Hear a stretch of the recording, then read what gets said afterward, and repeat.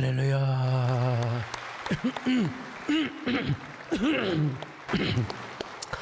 오늘 이 3부 예배 시간에는 미국의 전 연방 상하의원 의원님들께서 참석하고 계십니다. 오늘 한미동맹 70주년 감사예배에 오늘 참여하신 귀한 분들을 여러분 주님의 이름으로 먼저 환영의 박수 해주시면 고맙겠습니다.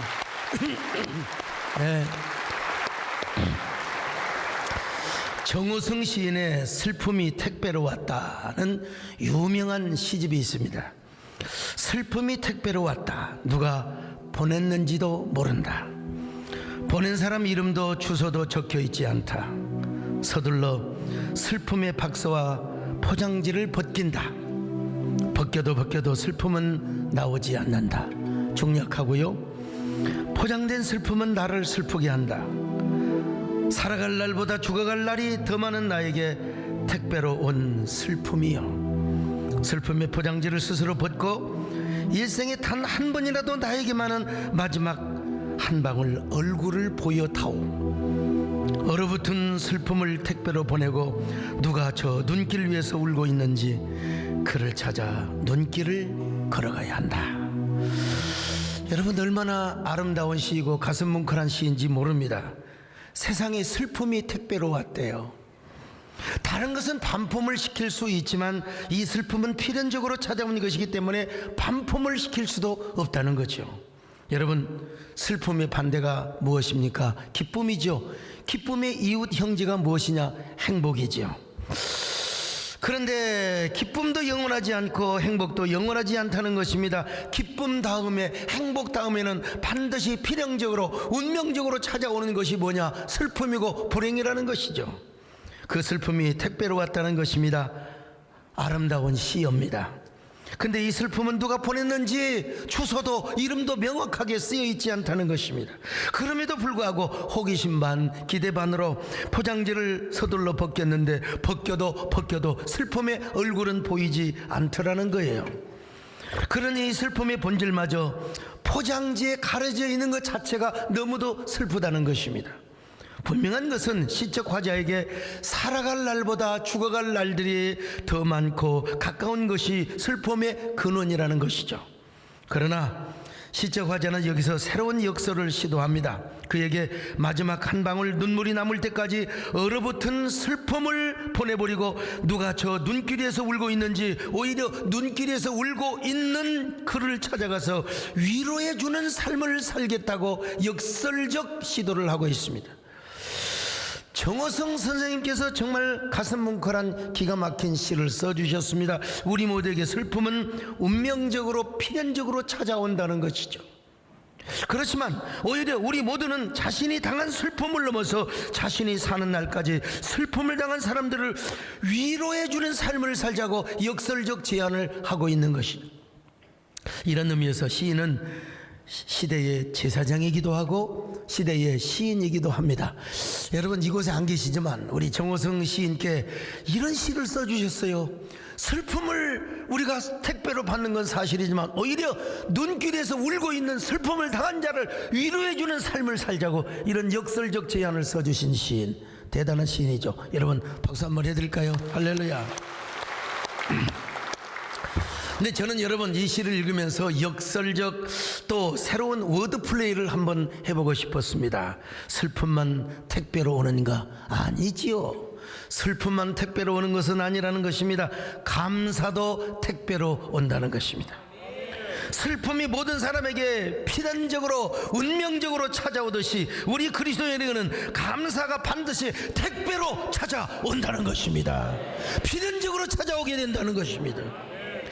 우리 그리스도인이 뭐 운명적이라는 말을 쓴다는 건 조금 어색하기는 합니다만은 어쩌면 운명적으로 어쩌면 필연적으로 감사가 택배로 찾아오게 된다는 것입니다.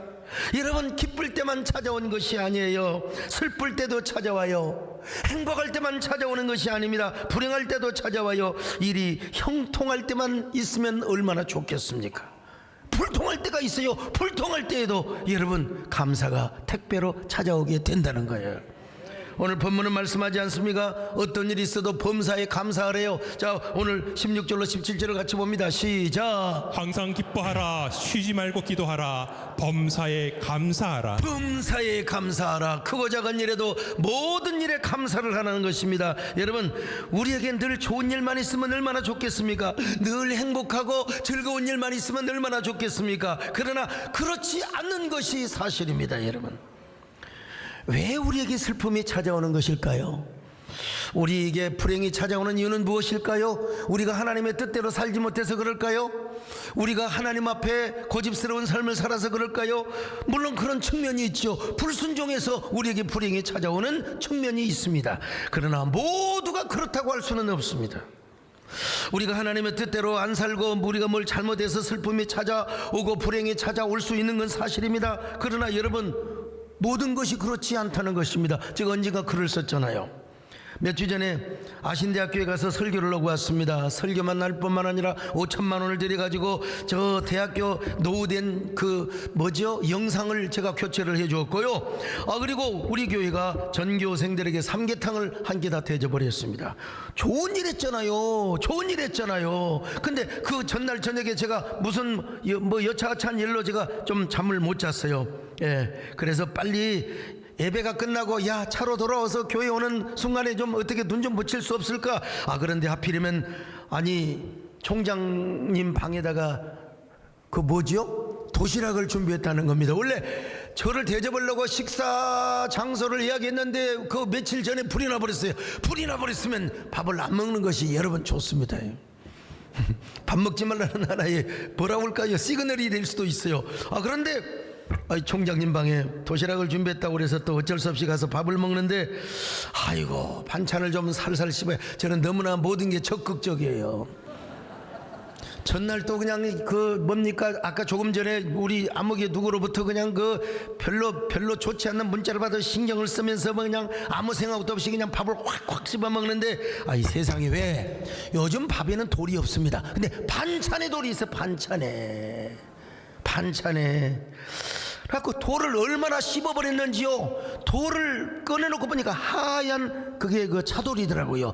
일반 기반암과 같은 건 제 이빨에 확 깨져버려. 그냥 확 씹어버리면 바삭하게 돼버리는데, 이 돌은요, 이거 해가지고 봤더니 돌이 하얗게 있더라고요. 그리고 또 더 큰 돌이 나와요. 야, 이 돌을 씹었냐 봤더니 그건 돌이 아니라 내 아금니가 부러져가지고. 세상에, 저 사진 좀 보세요. 저 아금니요. 사진을 우리 송정은 집사가 잘못 찍어가지고 저렇게 생겼는데, 아이고 세상에. 내가 총장님과 교수님한테 말도 못하고 말이야 끙끙 앓으면서, 여러분 생리가 부러졌을 때, 맞지도 않고 부러졌을 때 얼마나 아프겠습니까? 여러분 치과 가보신 분 아시잖아요. 생리빨을 그냥 도려낼 때 얼마나 아프더냐고요. 축전 다범치과에 제가 갔어요. 그랬더니 원장님이, 아이고 충치가 먼 것도 아니고 이렇게 성성한 이빨인데 어떻게 이 이빨을, 아이고 살살 씹으시지. 여러분 밥을 이제 살살 씹읍시다. 그래서 요즘은요 숙주나물이나 시금치나물 함부로 안 먹습니다. 여러분 살살 보고 돌이 있나 없나. 정말, 아니 이렇게 치아가 건강한데 무슨 놈의 돌을 이렇게 씹어가지고 이빨이 부러졌단 말입니까? 이거 크라운 씌우기도 그렇고, 지금은 또 이거 빼기도 그렇고, 그냥 어떻게 코팅을 해줄 테니까 임시로 한번 살아보십시오. 내가 많은 생각을 해봤습니다. 왜 하필이면 그 돌이 나한테 왔을까? 그 도시락이 총장님한테 가야지요. 다른 교수님한테 갔으면, 거기서 우리 인철이 우리 송집사도 뭐, 그놈들한테 갔으면 얼마나 좋았겠어요. 여러분 별처럼 수많은 사람들이 있는데 왜 하필이면 그 도시락이 저에게 왔냔 말이에요. 저에게. 그리고 돌이 왜 내 이빨 이쪽에 아금니가 콱 휘갖고 해버리냔 말이에요. 참, 한마디로 보여 슬픔이 택배로 온 겁니다. 불행이 택배로 온 것입니다. 인간적으로 생각해 볼 때 이해가 안 되는 겁니다. 근데 문득 이런 생각이 떠올랐어요. 어떤 성도가 교회 와서 헌신 기도를 받고, 제가 헌신 기도를 해주고 가는데 접촉사고가 났어요. 그냥 본인이 개인적으로 용무가 있어서 왔다가 모르지만 저한테 기도를 받고 가는데 왜 접촉사고가 나냔 말이요. 내가 그 보고를 받고 당장 전했어요. 집사님 얼마나 마음이 아프세요? 내가 미안한 마음이 생기네요. 그랬더니, 아니요 목사님, 하나님께서요 더 큰 은혜 주시려고, 더 큰 복을 주시려고. 정말 눈물나게 감사해. 하나님, 제가 이 사고가 이 정도 나게 한 거 너무나 감사했어요. 목사님 기도해 주세요. 제가 더 큰 헌신을 하겠습니다. 이게 진짜 성도입니다. 이게 그 사람에게 감사가 택배로 갔기 때문에 그러는 거예요.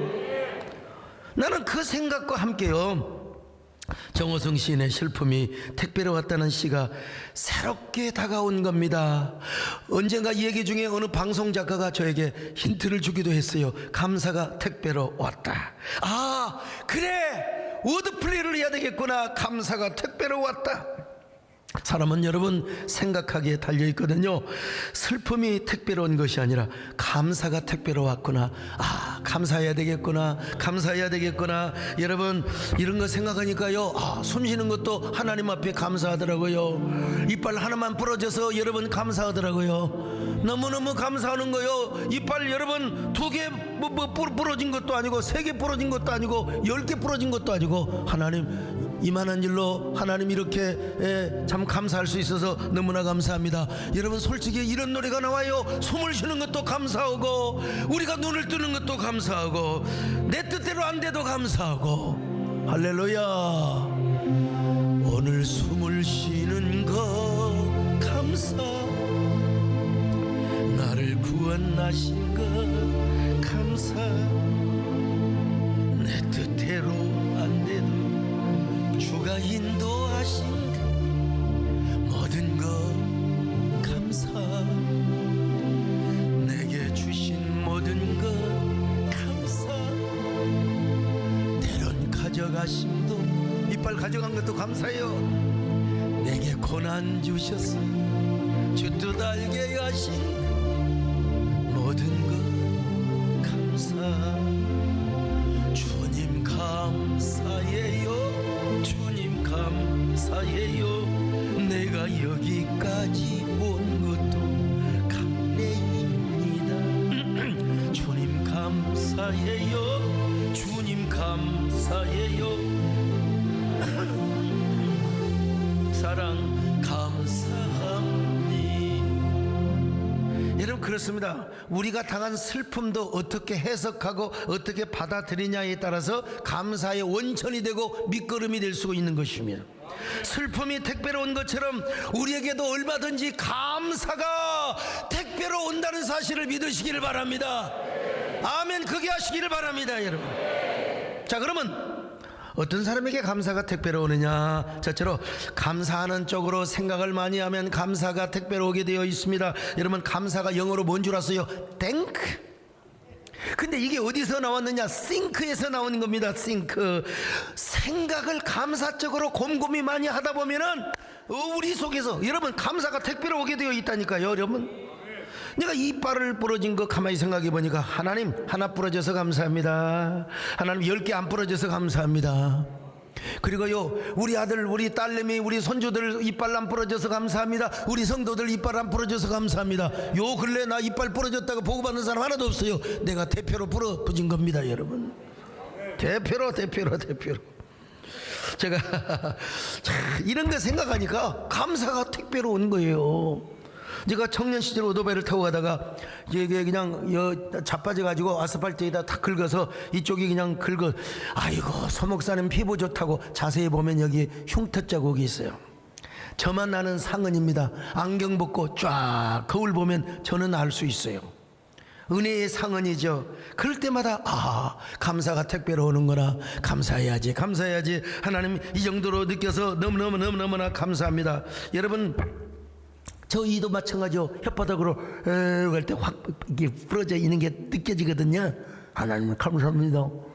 하나님 감사합니다. 하나님 감사합니다. 여러분 이게 감사의 상은이라는 것입니다. 오늘은 6월 25일 6월 25일 뭐가 생각이 나요? 잊으리야.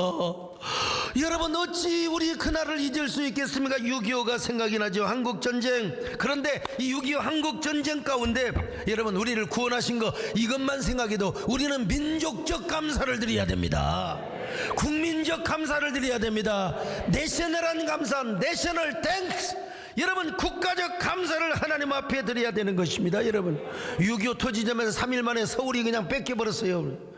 얼마 만에 여러분 이제 대구와 부산만 딸랑 남아있어요. 낙동강 전투에서 무너지면 낙동강 교두보가 무너지면 대한민국은 존재하지 않습니다. 이때 인천 상륙작전이 성공을 해야 되고 더 급한 것이 오키나와 항공에서 B-29기 폭격기가 여러분 떠야 됩니다. 근데 오키나와 공항에는 안개가 쫙 끼어가지고 비행기가 뜨지를 못하고 있는 것입니다. 여러분 그러자 이승만 대통령이 전 국민 앞에서 기도해달라고 라디오를 통하여 호소를 하였습니다. 그리고 부산 초랑교에서 300명의 목사와 장로님들이 모여서 함께 기도를 하였습니다. 하나님이 그 기도를 들으시고 오키나와 상공에 쾌청한 날씨를 주셨습니다. 할렐루야. 그래서 여러분 구름 한 점 없는 날씨로 저 오키나와 항공뿐만 아니라 대구에도 여러분요 아주 그냥 쾌청한 날씨를 주셔가지고 말이죠. 마침내 1950년 8월 16일 B-29 폭격 99대가 오키나와 기지를 이룩하였습니다. 그리고 그날 11시 58분부터 12시 24분까지 26분 동안 북한군 기지에 비오듯 용단 폭격을 퍼부었습니다. 그 공격으로 공산군의 낙동강 도강을 여러분 막아버린 줄로 믿습니다. 여러분 저 영상요 아무나 쓸 수가 없는데 우리 이철희 장로님께서 국방부에서 살짝 정상적으로 루트를 거쳐서 얻어가지고 여러분 개교에서 이렇게 쓸 수가 있어요. 우리 이철희 장로님 박수 한번 해주세요. 할렐루야. 만약에 여러분 B-29기 출격에 하루나 이틀만 늦었어도 낙동강 전선의 교두보는 무너져버리고 말았을 것입니다. 그러면 여러분 대한민국은 없어요. 그런데 하나님께서 그때쯤에 인천 상륙작전이 쫙 성공하게 하시고, 여러분 참 얼마나 기가 막히게 역사했는지 여러분요. 그래서 오늘날 자유 대한민국, 우리가 평화와 번영과 자유와 인권을 누리고 있음을 믿습니다. 하나님의 은혜가 아니었다면요, 여러분, 우리는 지금 공산주의 체제 속에 살고 있을 거예요. 내가 예수 그리스도의 복음을 모르고 만약에 내가 이 나라가 공산제국의 이 나라였다면, 여러분, 나는 지금 뭐하고 있을까요? 공산당에 지금 아마 지금 조는 사람 쏴버리겠어. 그럴지도 몰라요, 여러분요. 그런데 참 우리 하나님 무조건 감사해야 됩니다. 할렐루야. 그냥 민족적 감사를 해야 됩니다. 국가적 감사를 해야 됩니다. 주의 은혜를 찬양해야 됩니다. 할렐루야. 주의 은혜로, 주의 은혜로 내 평생 살아온 길, 주의 은혜라, 주의 은혜로 덤이 없는 사람, 달려갈 길 모두 마친 뒤돌아보니 나는 공로 전혀 없도다. 오직 주의 오늘 미국의 전직 상하 의원님들께서 오셨는데, 미국이 주도적으로 한국전 참전 용사를 보내주지 않았다면 우리는 어쩌면 지금 여러분 예배 없습니다. 교회도 없습니다. 여러분 자유 없습니다. 우리는 지금도 공산주의 나라에서 살아갈 것이고, 저는 공산주의 최고위원 중에 한 사람이 되어 있을 것이고, 비웃는 사람 건강에 도움이 안 됩니다, 여러분. 그런데 그래서 우리는 미국에 감사를 해야 됩니다. 그리고 우리는 한미동맹을 더 강화해야 됩니다, 여러분. 어떤 사람이 뭐 저 잘 모르는 사람이 저를 뭐 이런파 저런파 하고 있는데 그 무지한 사람이에요, 여러분. 오늘 말씀을 잘 들어보면, 특별히 오늘은요 6.25 73주년이고 한미동맹 70주년입니다, 여러분. 가면 갈수록 한미동맹이 얼마나 중요한지 아십니까? 미국은 우리나라가 6.25 전쟁으로 인하여 공산화될 위기에 처해 있을 때 3만 5천 명의 전사자와 10만 명의 부상자를 내면서 자유민주주의의 수호를 위해서 싸워준 나라입니다. 그러므로 미국과 한국은 피로 맺은 혈맹의 관계라고 하지 않을 수가 없습니다. 뿐만 아니라 미국은 대한민국 근현대사의 중요한 시기마다 전폭적인 군사 지원 그리고 경제 지원을 해준 나라입니다.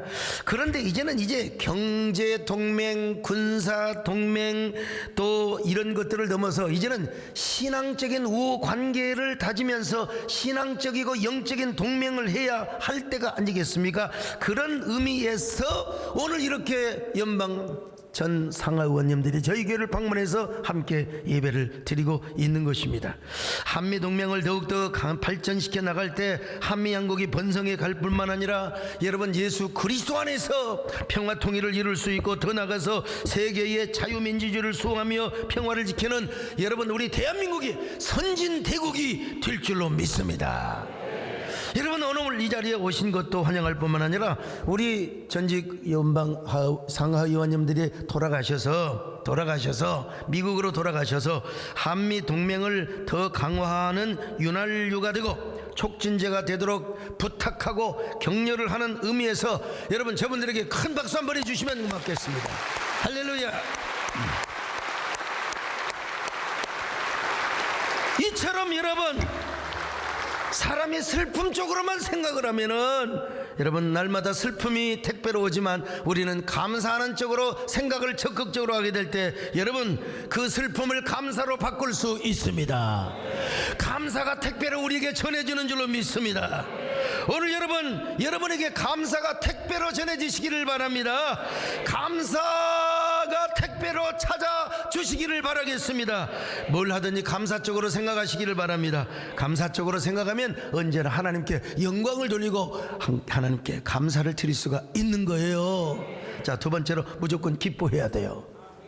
기뻐해야 돼요. 오늘 성경에 항상 기뻐하라, 항상 기뻐하라고 있지 않습니까? 자, 이런 말씀 목사님 무슨 기뻐할 일이 있어야 기뻐하지요. 이 거지 같은 환경에서 내가 무슨 아유 내가 우울감이 가득하고 슬픔이 택배로 이렇게 몇 상자가 와 있어요. 목사님 내가 어떻게 기뻐합니까? 기뻐할 수 있을 때 기뻐하는 건 여러분 그건 당연한 기쁨이죠. 그러나 기뻐하지 않아야 할 상황에서 기뻐하고 행복하지 않아야 할 상황에서 행복하고 감사하지 않아야 할 상황에서 감사하는 게 여러분 우리 그리스도인이 할 수 있는 거예요. 그리스도인이 아유 여러분 짜증내서 뭐 할 거요. 우리 남진 장로님 그죠? 요즘 공연하시느라 참 수고가 많으신데 여러분 그런 노래가 있잖아요. 짜증을 내어서 무엇하나 원망을 하여서 무엇하나 니나노 일일이야 참 꽃이 피어나는 것을 보고 아름답게 생각하는 사람은 자연인이에요. 꽃이 지는 걸 보고도 아름다워야 꽃이 지는 것을 보고도 여러분 왜냐하면 꽃이 져야 다음 계절이 와요. 인간은 떠나야 역사를 남기는 것입니다. 그래서 제가 지는 꽃에게라는 시를 쓴 적이 있어요. 너무 서러워 마라 지지 않으면 꽃이 아니지. 너무 붙잡지 마라 떠나지 않으면 사람이 아니지. 꽃은 져야 진짜 꽃이고 사람은 떠나야 진짜 사람이니 꽃이 져야 다음 계절이 오고 사람은 떠나야 역사가 된다. 꽃은 져야 시를 쓰고 사람은 떠나야 역사를 쓴다. 이거 여러분 다른 시인이 쓴 게 아니에요. 제가 쓴 겁니다. 여러분 어떻게 우리가 항상 기뻐할 수 있습니까? 이렇게 생각의 프레임을 바꾸면 돼요. 프레임을 짜면 됩니다. 이 세상에는 영원한 기쁨도 없고 영원한 슬픔도 없습니다. 이 세상에 영원한 것은 하나도 없어요. 행복이 지나고 나면 슬픔이 오고 불행한 일이 와요. 불행이 지나고 나면 또 행복이 오고 기쁨이 오는 거요. 이 세상에 영원한 것 없으니까 운명이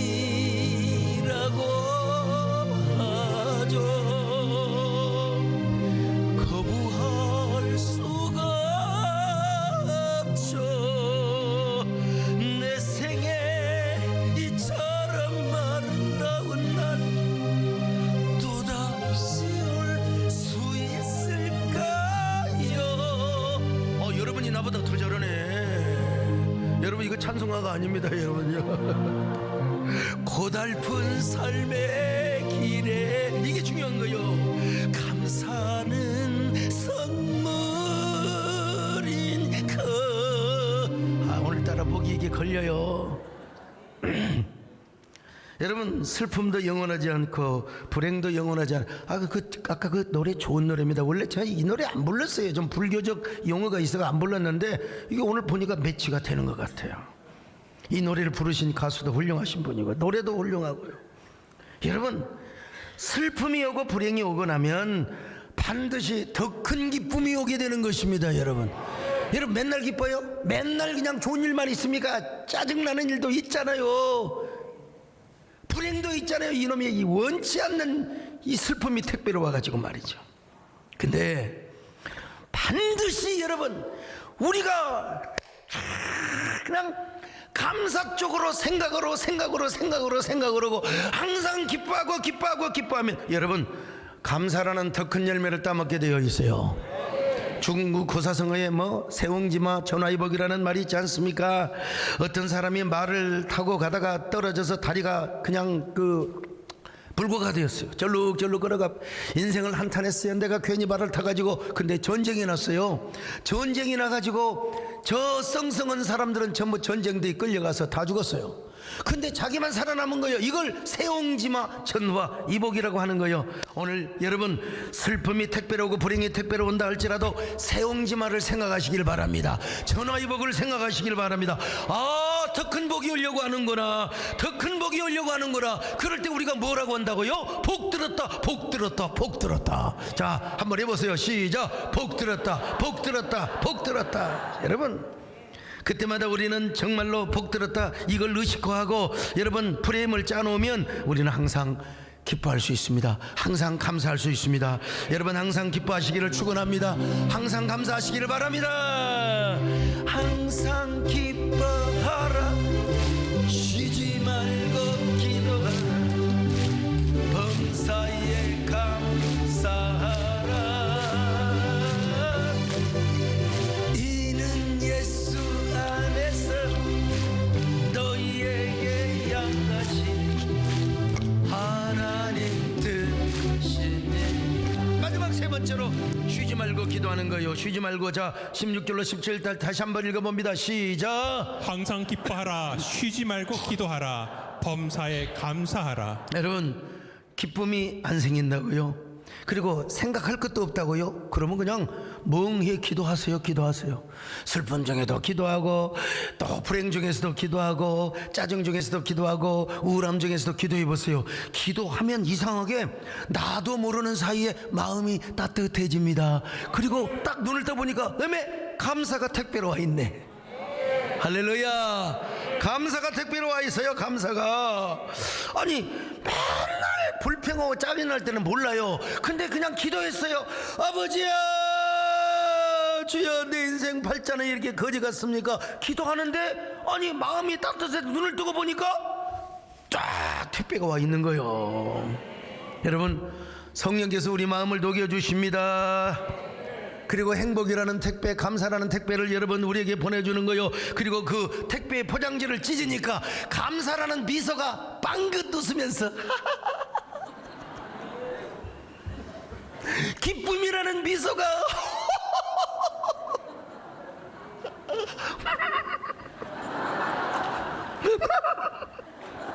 여러분 택배를 뜯어보니까 참 감사가 미소 짓는 그 얼굴로 여러분 다가오는 겁니다. 여러분 근데 이 감사가 그냥 오는 줄 아세요? 그냥 오지 않습니다. 반드시 은혜를 몰고 옵니다. 반드시 기적을 몰고 옵니다. 기도 응답을 몰고 옵니다. 병의 치유를 몰고 옵니다. 축복을 몰고 옵니다. 그러니까 그 은혜를 경험하고 나면 그 전에 여러분 짜증을 내고 원망하고 슬퍼하고 이게 쪽팔리는 거예요. 그때 모르고 그랬어요. 주님, 아까 받은 슬픔의 택배는요 감사의 전주곡이고 감사의 서곡이라는 사실을 깨닫게 되는 것입니다. 여러분 그럼 눈물이 나요. 왜 이렇게 눈물이 나는지 모르겠어. 감사의 눈물이 날래. 지금까지 살아온 게 은혜고, 지금까지 살아온 게 감사고, 오늘 여러분 이런 감사를 경험하시기를 바랍니다.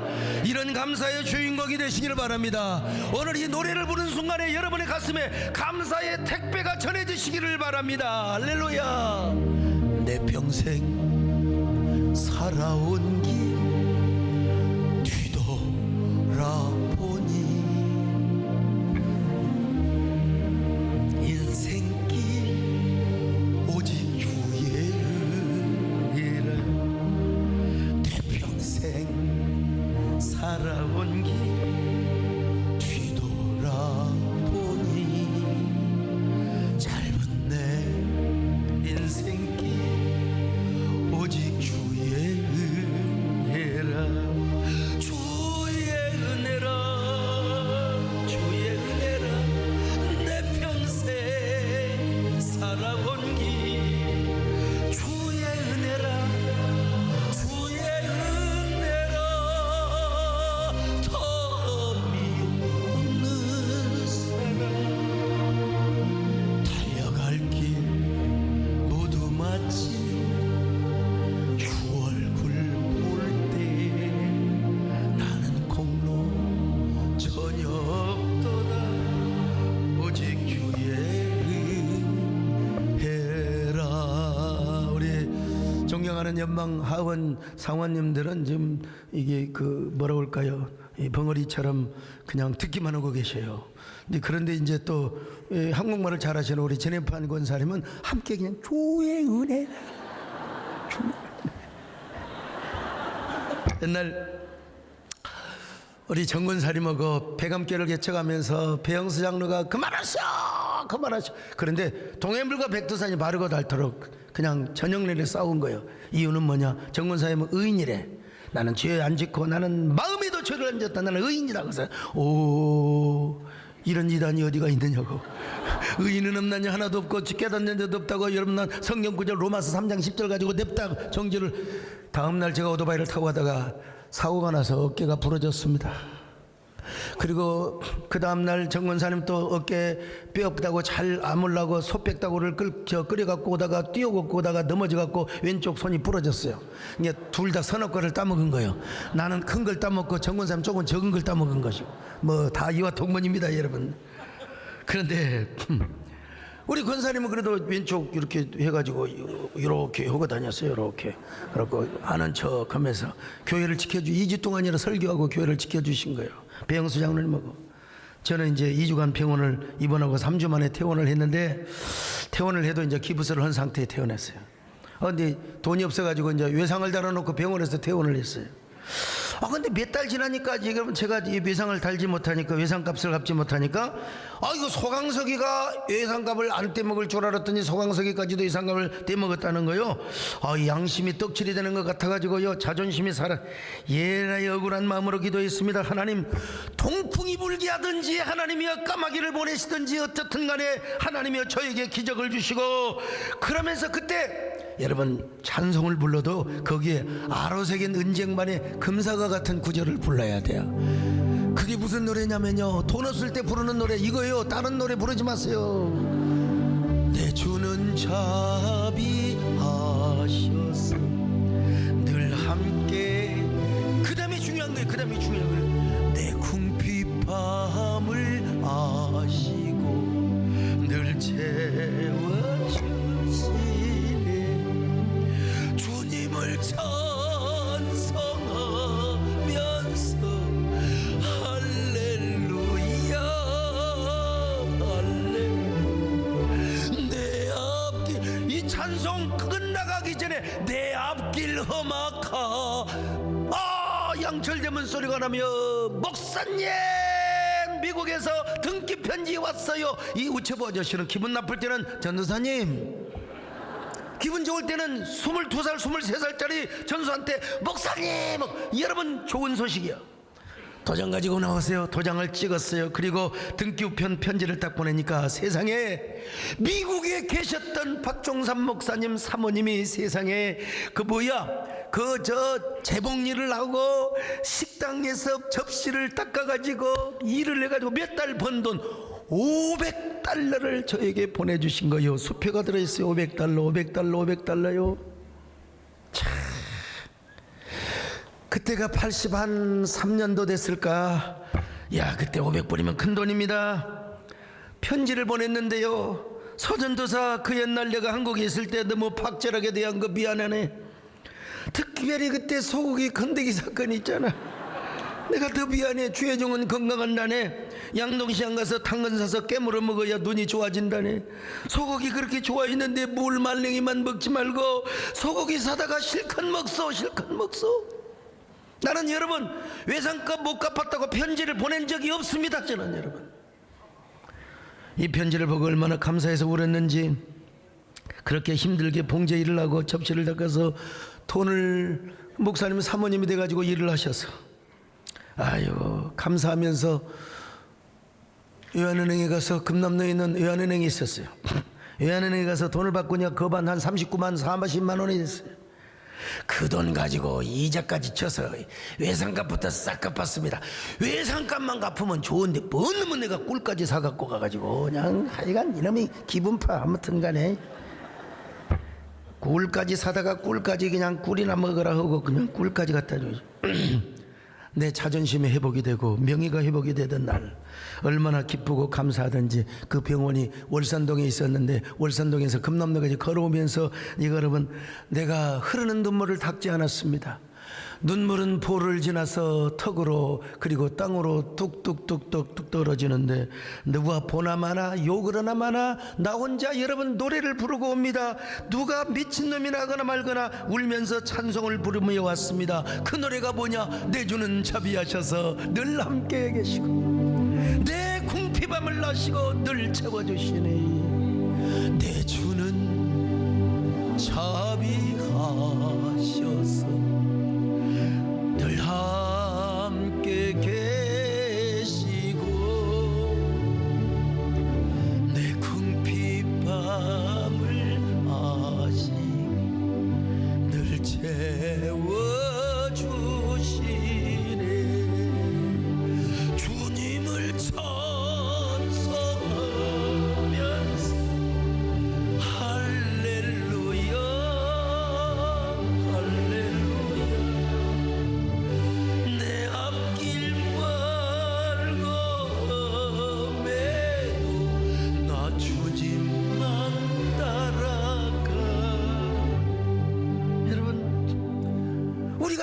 살아가면서 언제나 기쁜 일만 있는 건 아니에요. 슬픔이 택배로 찾아올 때도 있습니다. 그러나 슬픔이 택배로 찾아오는 순간 감사적으로 생각을 하고 기뻐하며 그리고 하나님 앞에 기도할 때 여러분 나도 모르게 그 슬픔은 우리에게 기쁨으로 바뀌어지게 되는 겁니다.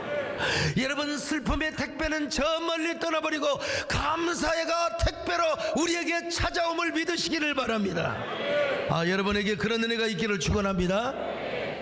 다음 주는 맥주감사주일입니다. 여러분 참 맥주감사는 좋은 것 같아요. 왜냐하면 1, 2, 3, 4월까지 굉장히 아주 기쁨과 감사가 넘치다가 이제 우리 5월달 되면 짜증이 나고 막 원망을 하고 막 그냥 상대방을 보다 집에 가도 마누라가 이렇게 보는 거예요. 여러분 요때 맥주감사주일 요때 그래서 이제 감사. 그 다음에 또 추수감사도 여러분 막 짜증을 내고 그냥 아유 이 거지 같은 인생 그러다가도 추수감사주일이 돼서 할렐루야 감사합니다 딱 바뀌는 거예요. 좋은 거예요. 좋은 거예요. 여러분 이번에 참전 용사들을 위해서 수고하신 분들은 너무 물질적인 부담 갖지 마세요. 여러분 그냥 마음으로 감사하세요.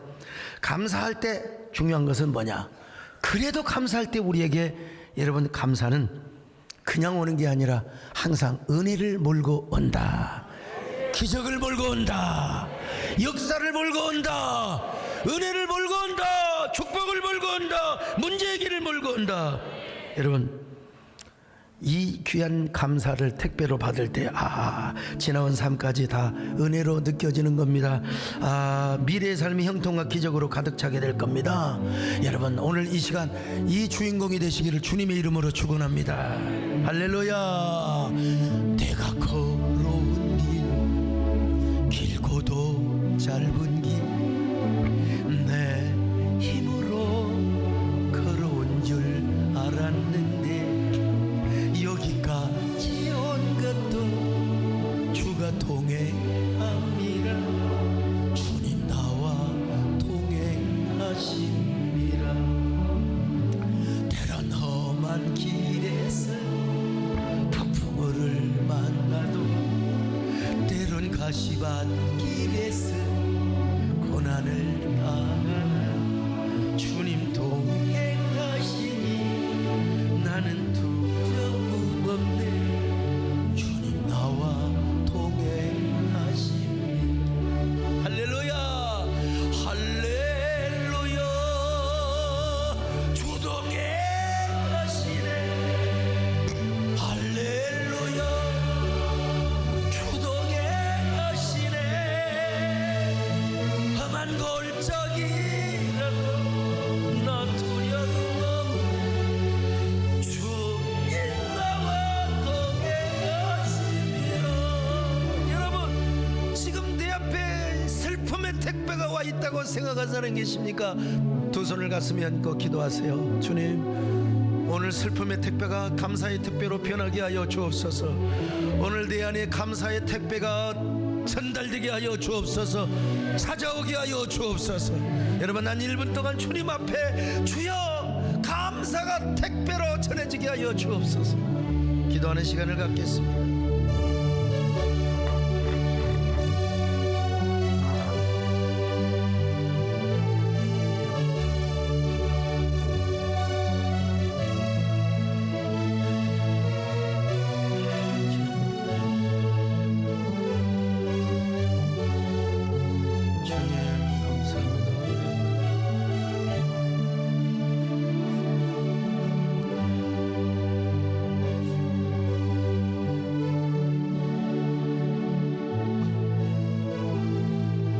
주님 나도 모르게 슬픔의 노예로 살아왔지는 않습니까?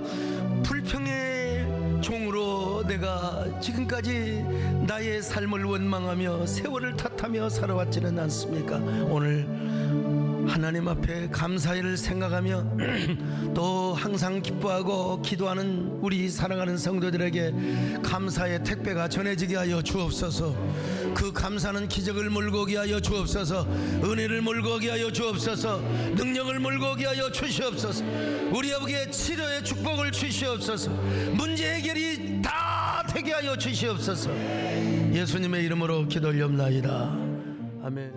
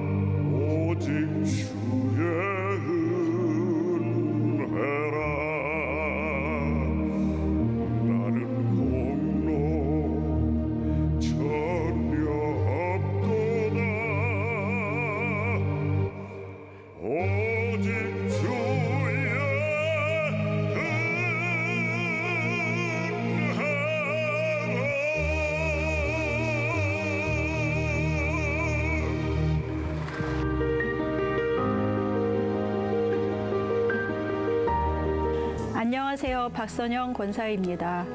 저는 6.25 참전용사 보훈행사가 시작된 2007년부터 올해 2023년까지 17년 동안 통역봉사로 이 행사를 섬겨왔습니다.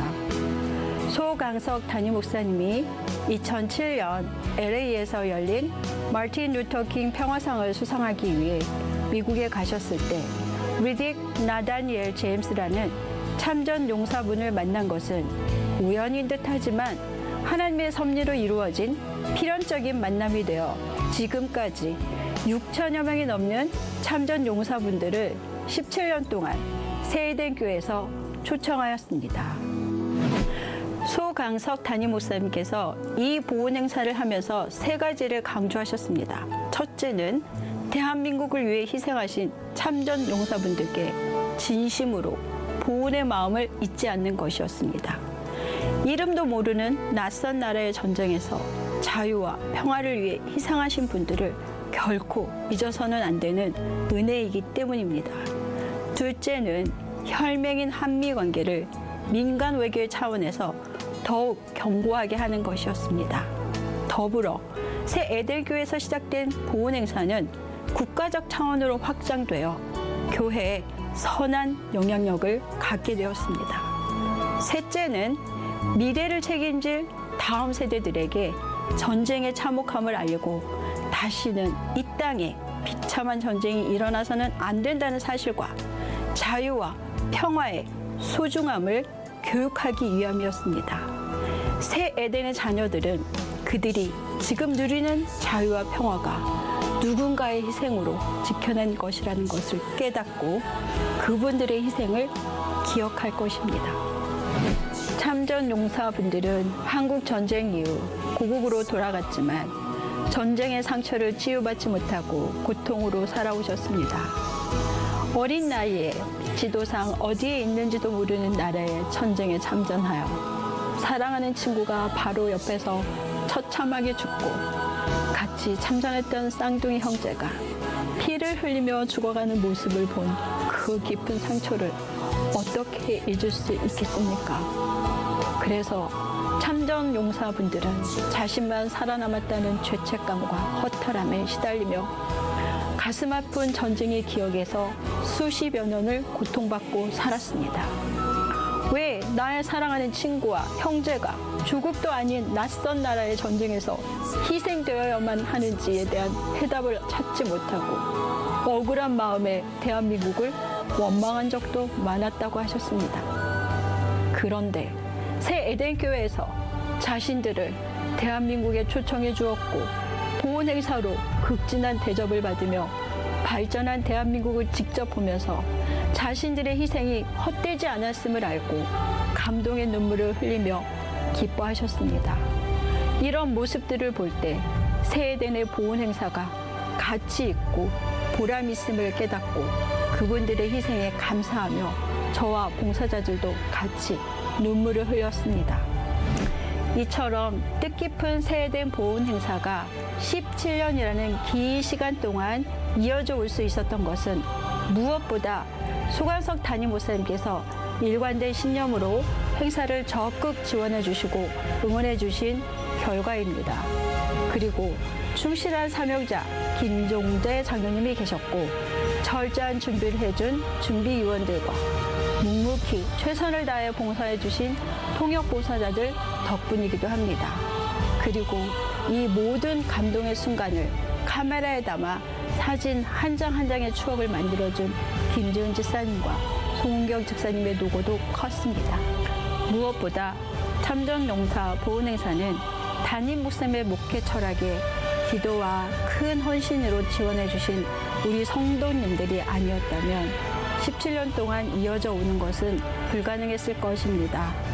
이제 올해가 국내 행사 마지막이긴 하지만 해마다 6월이 오면 새 에덴 교회는 참전용사 행사 증후군에 한동안 시달릴 것 같습니다. 행사의 모든 순간을 함께해 주시고 17년 동안 한 건의 사고 없이 은혜롭게 마치게 도와주신 하나님께 모든 영광 올려드립니다. 감사합니다.